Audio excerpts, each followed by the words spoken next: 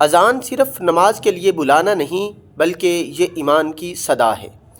یہ وہ آواز ہے جو زمین سے آسمان تک گونجتی ہے اور جس کے جواب میں ہر چیز گواہی دیتی ہے کہ اللہ ایک ہے اور محمد صلی اللہ علیہ وآلہ وسلم اس کے رسول ہیں۔ اللہ تعالیٰ نے ارشاد فرمایا وَمَنْ أَحْسَنُ قَوْلًا مِّمَّنْ دَعَا إِلَى اللَّهِ، اور اس شخص سے بہتر بات کس کی ہو سکتی ہے جو اللہ کی طرف بلائے۔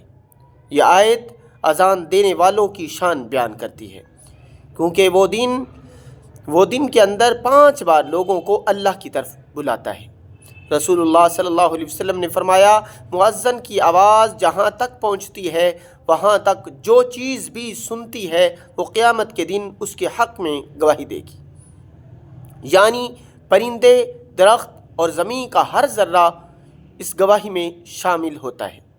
اذان سن کر خاموش رہنا اور جواب دینا ایمان کی علامت ہے۔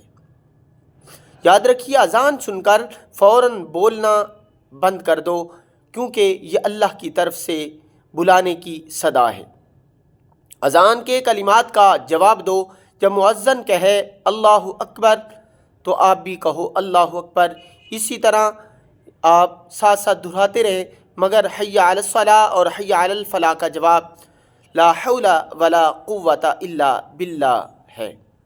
اذان کے بعد کی دعا کے بارے میں رسول اللہ صلی اللہ علیہ وسلم نے فرمایا جو اذان سن کر میرے لیے وسیلہ کی دعا مانگے اس پر میری شفاعت واجب ہوگی۔ نبی صلی اللہ علیہ وسلم نے فرمایا مؤذن لمبی گردنوں والے ہوں گے قیامت کے دن، یعنی لوگوں میں ممتاز اور معزز ہوں گے۔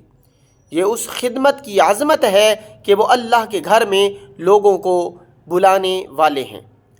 اذان سن کر دل جھوم جانا چاہیے۔ یہ اللہ کا پیغام ہے کہ بندہ اپنے رب سے ملاقات کے لیے تیار ہو جائے۔